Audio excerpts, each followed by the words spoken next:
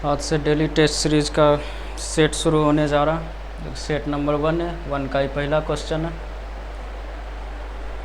यह set Monday, Wednesday एवं Friday को भेजा जाएगा 7 बजे टेलीग्राम और व्हाट्सएप पे, और इसका वीडियो ट्यूसडे, थर्सडे एवं सैटरडे को 8 बजे यूट्यूब पर आएगा। ठीक, इसमें इससे रिलेटेड कुछ तथ्यों को बताया जाएगा जिसे याद करना है। ठीक है, 25 क्वेश्चन सप्ताह का 3 दिन दिया जाएगा, जिसका जितना सही हुआ उतना बताना है। ठीक, इस क्वेश्चन का आंसर करना है। निम्नलिखित कथनों पर विचार कीजिए। पहला, कोशिका सजीवों की रचनात्मक एवं क्रियात्मक इकाई है। दूसरा, कोशिका के अभाव में सजीवों के शरीर का निर्माण संभव नहीं है। यहाँ ऑप्शन है केवल 1 सही है, केवल 2 सही है, 1 एवं 2 सही है, या कोई नहीं सही है। ठीक, अब इसके बारे में कुछ जान लेते, उसके बाद आंसर पाते। सबसे पहले, संसार की सबसे छोटी कोशिका, संसार की सबसे छोटी कोशिका ग्रैन्युअल कोशिका। जो चीज़ नहीं पता कॉपी में लिखते जाना है। संसार की सबसे छोटी कोशिका ग्रैन्युअल कोशिका। अब ग्रैन्युअल कोशिका होता कहाँ है? ब्रेन में होता है। संसार की सबसे छोटी कोशिका ग्रैन्युअल कोशिका। संसार की सबसे बड़ी कोशिका शुतुरमुर्ग का अंडा।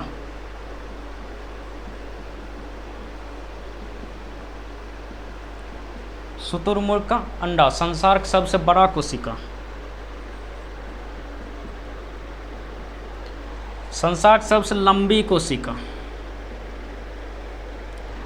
संसार की सबसे लंबी कोशिका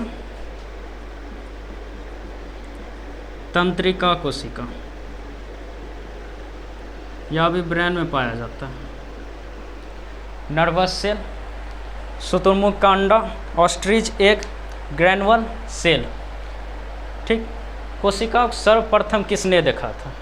कोशिका को सर्वप्रथम रॉबर्ट हुक ने देखा था 1665 में।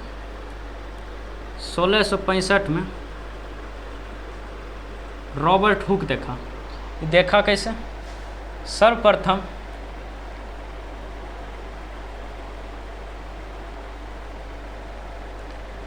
एच जैनसन एवं जेड जैनसन,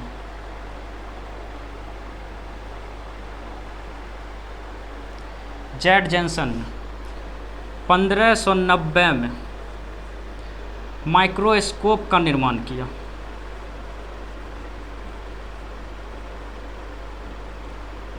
एच जैनसन और जेड जैनसन ने सर्वप्रथम माइक्रोस्कोप का सूक्ष्मदर्शी का निर्माण किया, जिससे रॉबर्ट हुक 1665 में कोशिकाओं को देखा, और रॉबर्ट हुक मृत कोशिकाओं को देखा था। रॉबर्ट हुक मृत कोशिकाओं को देखा था। अब इसमें एक क्वेश्चन यह भी पूछा जाता है कि मृत कोशिकाओं को सर्वप्रथम किसने देखा? तो रॉबर्ट हुक। जीवित कोशिकाओं को किसने देखा? जीवित कोशिका, मृत कोशिका पता चल गया 1665 में रॉबर्ट हुक ने देखा था, इसी के माइक्रोस्कोप से, जो कि एच जैनसन और जेड जैनसन ने बनाया था। उसके बाद जीवित कोशिकाओं सर्वप्रथम 1683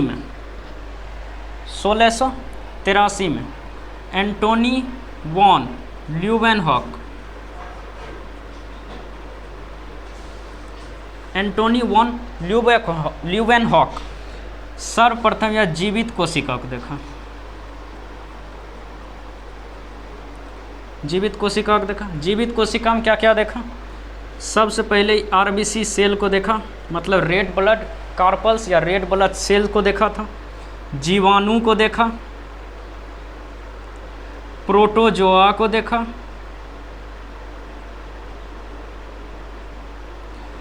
जो कि ये सब जीवित था। सर्वप्रथम जीवित कोशिका किसने देखा? Antony von Leeuwenhoek. मृत कोशिका किसने देखा? Robert Hooke. सर्वप्रथम माइक्रोस्कोप का निर्माण किसने किया? एच जैनसन एवं जेड जैनसन। कोशिका होता क्या है? कोशिका होता क्या?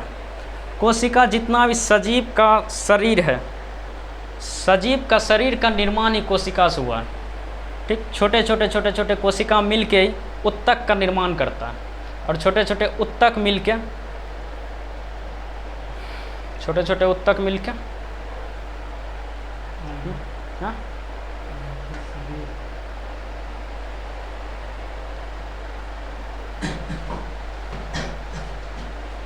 अंग का निर्माण करता है, छोटे छोटे उत्तक मिलके ऑर्गेन का निर्माण करता है, छोटे छोटे ऑर्गेन मिलके ऑर्गेन सिस्टम का निर्माण करता है। ठीक, और ऑर्गेन सिस्टम एक शरीर में ऑर्गेन सिस्टम बहुत है, जैसे नर्वस सिस्टम, रेस्पिरेटरी सिस्टम, ये सब सिस्टम मिलके एक शरीर का निर्माण करता है। कोशिका बहुत ज़्यादा इम्पोर्टेंट है, बहुत ज़्यादा ज़रूरत है। कोशिका सजीवों की रचनात्मक एवं क्रियात्मक इकाई है, एकदम सही है। इसी से रचना होता है और इसी से क्रिया होता है, सही है। दूसरा, कोशिका के अभाव में सजीवों के शरीर का निर्माण संभव नहीं है, एकदम नहीं है। कोशिका नहीं रहेगा उत्तक कहाँ से बनेगा, उत्तक नहीं रहेगा तो ऑर्गेन कहाँ से बनेगा। यह भी कोशिका के अभाव में सजीवों के शरीर का निर्माण संभव नहीं है, यह भी सही है। कौन सा ऑप्शन सही है? सी, एक का सी, एक का सी। दूसरा क्वेश्चन पाते हैं।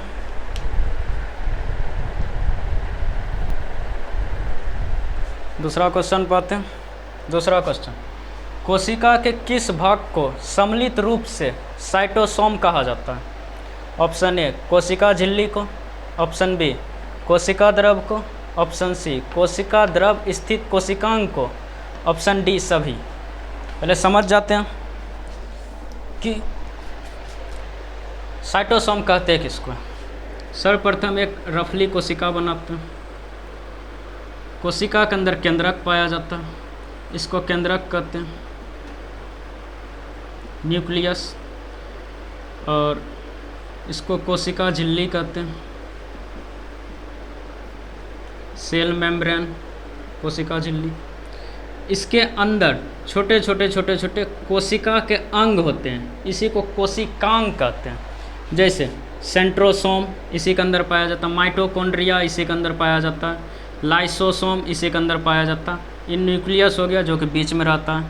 उसके बाद और इसके अंदर पाया जाता है इंडोप्लाज्मिक रेटिकुलम। ऐसे ऐसे कोशिकांग बहुत ज़्यादा इसमें पाया जाता है, जिसको कोशिकांग कहा जाता है।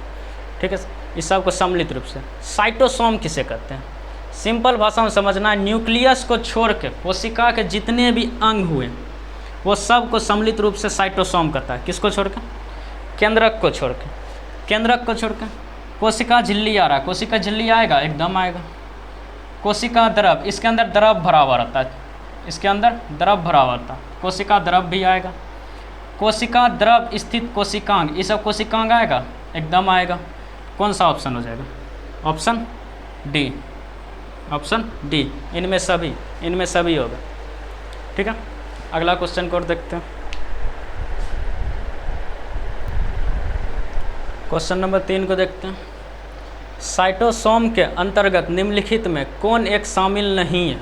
साइटोसोम अभी तुरंत बताएं किसको कहते हैं। केंद्रक को छोड़ के जितना भी कोशिका के अंदर कोशिकांग है, कोशिका झिल्ली है, कोशिका भित्ति है, माइटोकॉन्ड्रिया, इंडोप्लाज्मिक रेटिकुलम है, सब सेंट्रोसोम के अंतर्गत आएगा।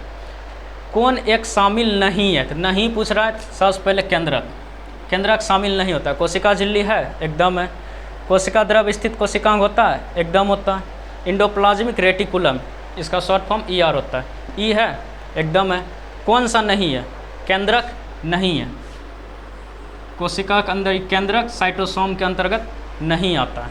ठीक है, क्वेश्चन नंबर 4 पे देखते हैं। क्वेश्चन 4 को देखना। क्वेश्चन 4, कोशिका द्रव में स्थित जीवित रचनाएं जिनमें बढ़ने तथा विभाजन की क्षमता होती है उसे क्या कहते हैं? बढ़ने तथा विभाजन क्षमता होती है उसे क्या कहते हैं? Option A organoids, option B metaplast, option C ergastoplasm, और ऑप्शन डी जीव द्रव तंतु। ठीक, सबसे पहले समझते हैं ऑर्गेनॉइड्स और मेटाप्लास्ट किसे कहते हैं।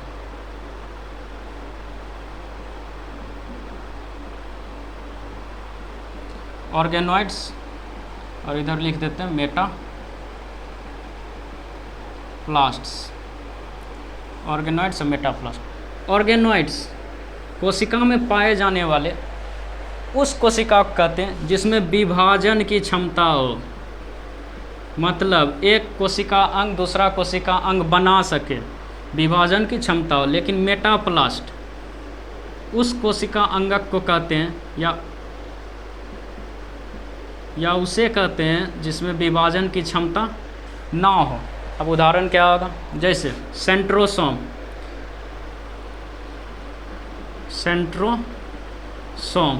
इसमें विभाजन की क्षमता होती है।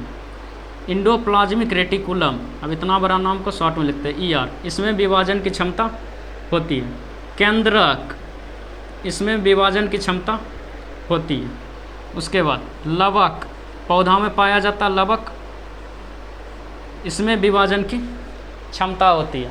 लेकिन मेटाप्लास्ट में प्रोटीन, इसमें विभाजन की क्षमता नहीं होती है।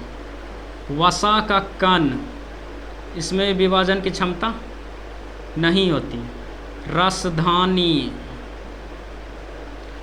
रसधानी, इसमें विभाजन की क्षमता नहीं होती है। अब क्वेश्चन क्या पूछ रहा है, इनमें कोशिका द्रव में स्थित जीवित रचनाएं जिनमें बढ़ने तथा विभाजन की क्षमता होती है उसे क्या कहते हैं? ऑर्गेनॉइड्स कहते हैं। ऑर्गेनॉइड्स कहते हैं। जिसमें विभाजन की क्षमता नहीं होती उसे क्या कहते हैं? मेटाप्लास्ट कहते हैं। ठीक है, अगला क्वेश्चन देखते हैं।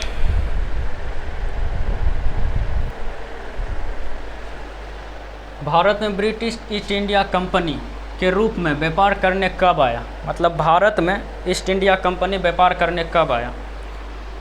उससे पहले जानते हैं, ईस्ट इंडिया कंपनी से पहले एक कंपनी आया था जो कि ब्रिटिश कंपनी ही था, लेकिन ब्रिटिश ईस्ट इंडिया कंपनी से पहले आया था जिसका नाम था लीवेंट कंपनी।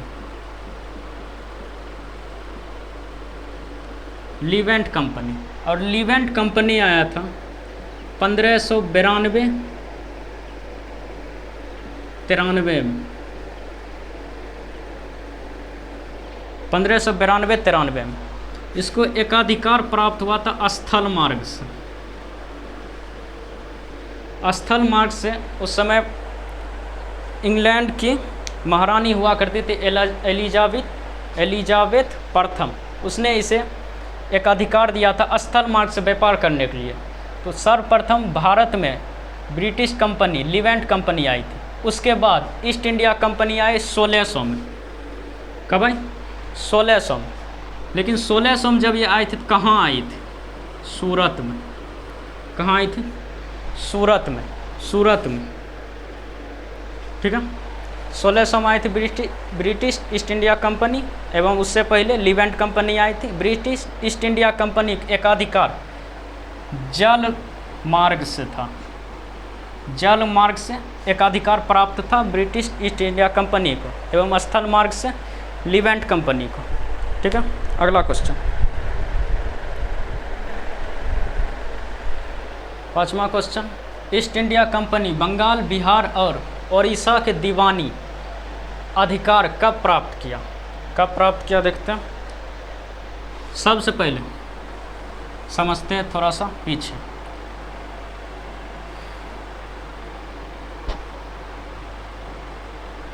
बक्सर का युद्ध।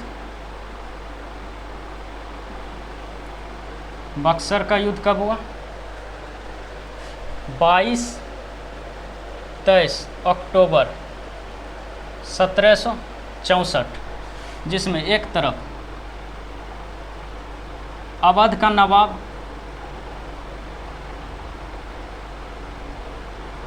Shuja-ud-Daula,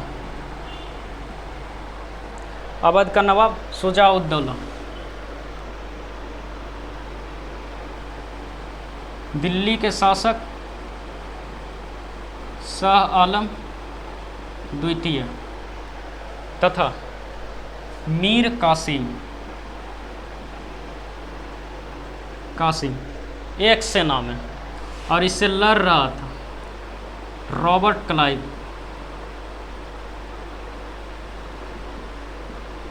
Hector Munro.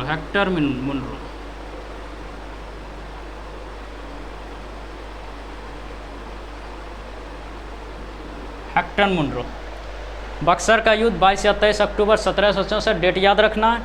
ठीक, शुजा-उद-दौला, शाह आलम द्वितीय, मीर कासिम, और उससे लड़ रहा था हेक्टर मुनरो। इसमें जीत हो गई हेक्टर मुनरो की।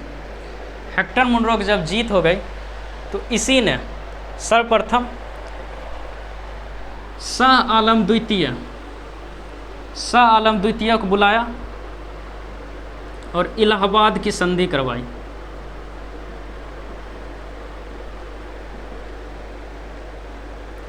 इलाहाबाद की संधि 12 अगस्त 1765 को हुई थी। इलाहाबाद की संधि 12 अगस्त 1765 हुई। इसी में इलाहाबाद की संधि में ही कहा गया बिहार और उड़ीसा की दीवानी पर, अब बंगाल के जो शासक बन रहा था उसमें बिहार और उड़ीसा बंगाल तीनों के दीवानी मतलब टैक्स का अधिकार लिया जाएगा। किसमें कहा गया था? इलाहाबाद की संधि में। कब हुआ था? 1765 में। इसका आंसर क्या होगा? 1765। ठीक है, अगला क्वेश्चन पे चलते हैं। क्वेश्चन नंबर 7, इससे पहले 6 नंबर वाला था। ब्रिटिश ताज ने किस विद्रोह के बाद भारत का शासन प्रत्यक्ष रूप से अपने हाथ में ले लिया? ब्रिटिश ताज कब लिया गया था? मुंडा विद्रोह? बिल्कुल नहीं। 1857 विद्रोह, एकदम सही है। 1857 विद्रोह के बाद 1858 में यह घोषणा किया गया कि अब ब्रिटिश ताज के हाथ में ही भारत का शासन व्यवस्था रहेगा। इसका आंसर 1857 का विद्रोह हो जाएगा। पाइका विद्रोह? यह भी नहीं होगा, 1857 का विद्रोह होगा। ठीक है, दूसरा क्वेश्चन, क्वेश्चन नंबर 8, बिहार का सर्वप्रथम उल्लेख कहाँ मिलता है? बिहार का सर्वप्रथम उल्लेख शतपथ ब्राह्मण ग्रंथ में मिलता है। ठीक है, 8 का डी, शतपथ ब्राह्मण ग्रंथ। बिहार को सर्वप्रथम विहार नाम से जाना जाता था। बिहार से बिहार का नाम पड़ा। और बिहार का अर्थ होता है बौद्ध भिक्षुकों के रहने लायक जगह या बौद्ध भिक्षुकों के रहने की गुफा। ठीक है, बिहार का मतलब याद रखना। बिहार की राजधानी पटना का प्राचीन नाम पाटलिपुत्र को सर्वप्रथम राजधानी उदयन बनाया था। ठीक है, इसको याद रखना।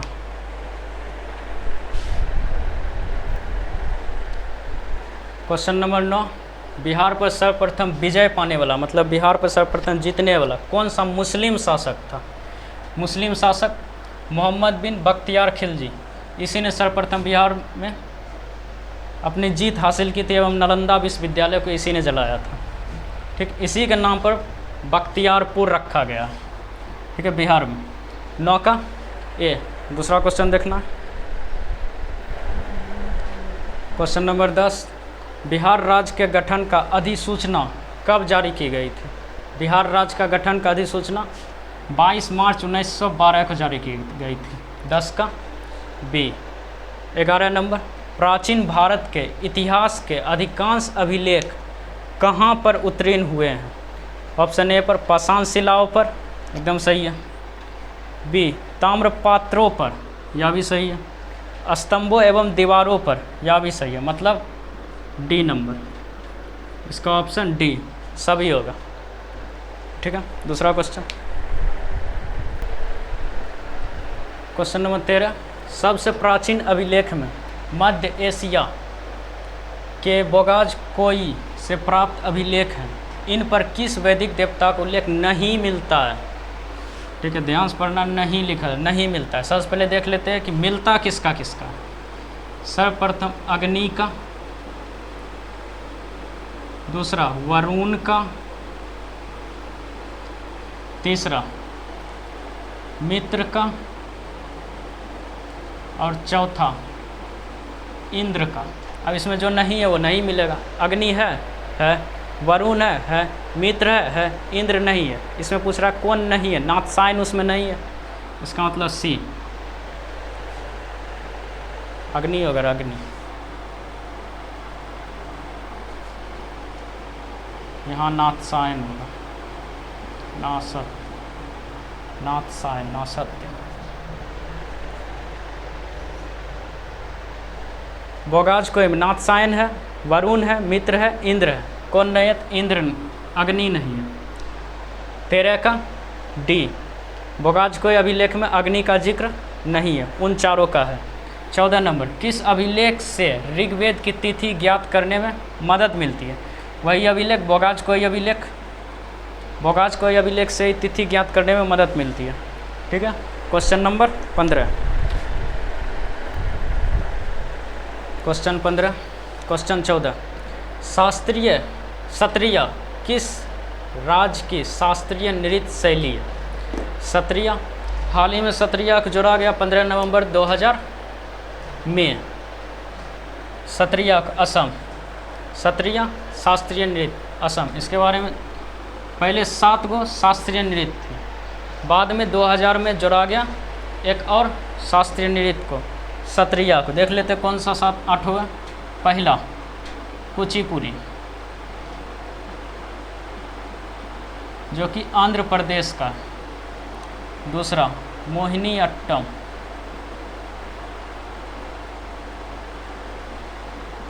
मोहिनी अट्टम केरल का।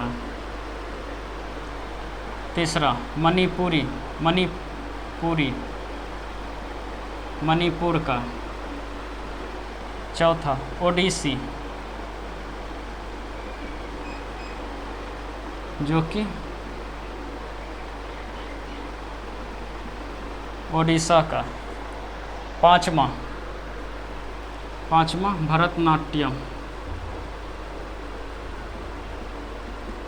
भरतनाट्यम, तमिलनाडु, भरतनाट्यम तमिलनाडु। छठा कथक, उत्तर भारत या उत्तर प्रदेश। सातवां कौन बच गया? एगो कुचिपुड़ी, मोहिनी अट्टम, मणिपुरी, ओडिसी, भरतनाट्यम, कथकली। एक बार केरल के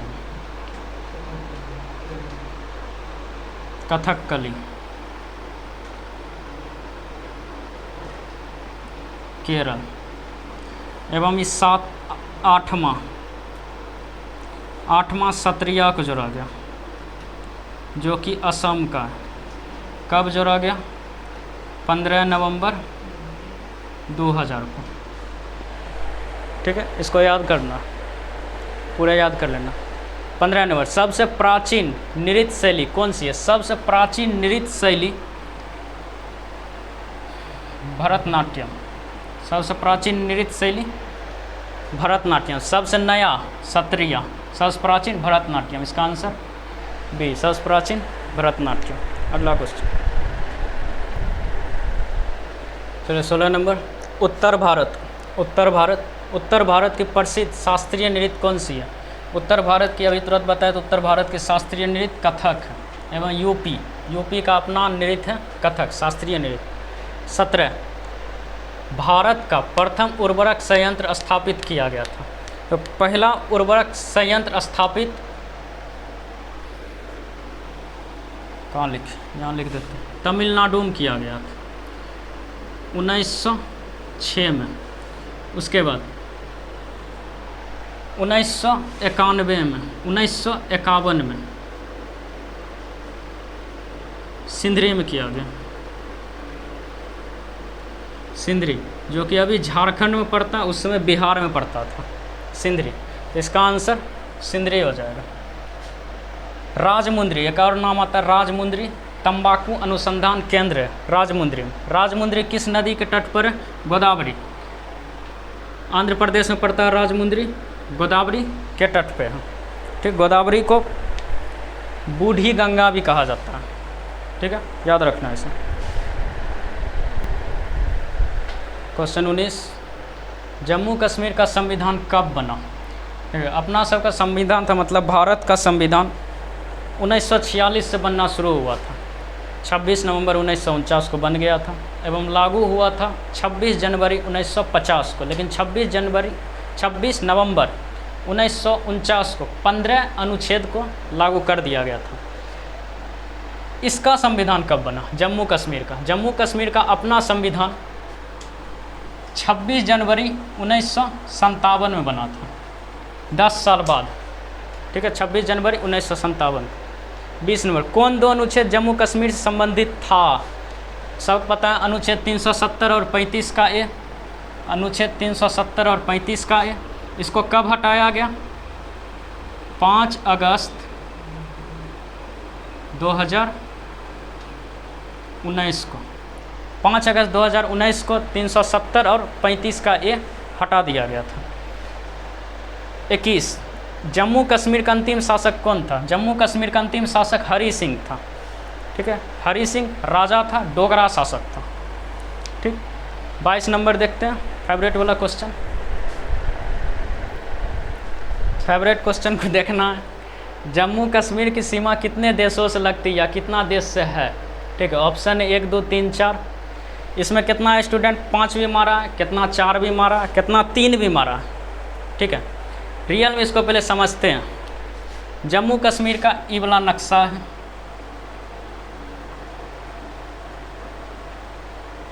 ठीक है, जम्मू कश्मीर का नक्शा। इसका पड़ोसी देश अगर देखा जाए तो यहाँ से इसका पाकिस्तान चालू होता है। ये हो गया पाकिस्तान, यहाँ से अफ़गानिस्तान लगता है, एवं ये पूरा इलाका चीन या तिब्बत कहलाता है। ठीक है, चीन या तिब्बत। अब जम्मू कश्मीर का जो है अपना क्षेत्र यहीं तक है। ये हो गया जम्मू और ये हो गया कश्मीर। कौन हिसाब से 5 आंसर होगा, 3 आंसर होगा, 4 आंसर होगा? ठीक है, जम्मू कश्मीर की सीमा कितना देश से लग रही है? सिर्फ पाकिस्तान से, अफगानिस्तान से लग रही है? नहीं, यहाँ से यहाँ ये लद्दाख कहलाता है। लद्दाख, जिसका 30% एरिया पीओके में चला गया है एवं 10% एरिया सीओके में चला गया, मतलब चीन के हाथ में चला गया। 30% एरिया पीओके के पास है और 10% अक्साई चीन कहलाता है। जम्मू कश्मीर को बदल दिया गया, अब इतना ही अंदर जम्मू कश्मीर है। तो इसका जो सीमा है सिर्फ पाकिस्तान से लगेगा, अफ़गानिस्तान से नहीं लगेगा, चीन से भी नहीं लगेगा, नेपाल से भी नहीं लगेगा। ठीक है, तो इसका आंसर सिर्फ 1 होगा। इसका आंसर सिर्फ 1 होगा। ठीक है, बढ़िया से देख लेना मैप को, घर में भी मैप होगा उसमें भी देख लेना है। जम्मू कश्मीर का सीमा सिर्फ पाकिस्तान से लगता है और किसी से नहीं लग रहा है। अभी भी देख लेना इसको। आगे का क्वेश्चन, क्वेश्चन 23, बोटनी शब्द की उत्पत्ति किस भाषा के शब्द से हुई है? बोटनी शब्द की उत्पत्ति ग्रीक भाषा से हुई है। ठीक, 23 का डी। पर्यावरण का अध्ययन जीव विज्ञान की किस शाखा के अंतर्गत किया जाता है? पर्यावरण का अध्ययन होता है पारिस्थिति। पर्यावरण का अध्ययन पारिस्थिति कहलाता है। फूलों के संवर्धन विज्ञान को क्या कहते हैं? फूलों के संवर्धन विज्ञान को फ्लोरीकल्चर कहते हैं। फूल फ्लोरीकल्चर, फूलों के संवर्धन विज्ञान के फ्लोरीकल्चर कहते हैं। 25 क्वेश्चन हो गया। किसका कितना सही हुआ सब लिखना है। ठीक है, जो नहीं लिखोगे वो कल कॉपी लेकर आना है, उसका कॉपी चेक किया जाएगा। ठीक है, अब अगला क्वेश्चन वेडनेसडे को डाला जाएगा और इसका वीडियो 8 बजे थर्सडे को आएगा। ठीक है, सप्ताह में 3 दिन क्वेश्चन डाला जाएगा और 3 दिन वीडियो आएगा। इसको याद करना, इसी से टेस्ट लिया जाएगा। ठीक है।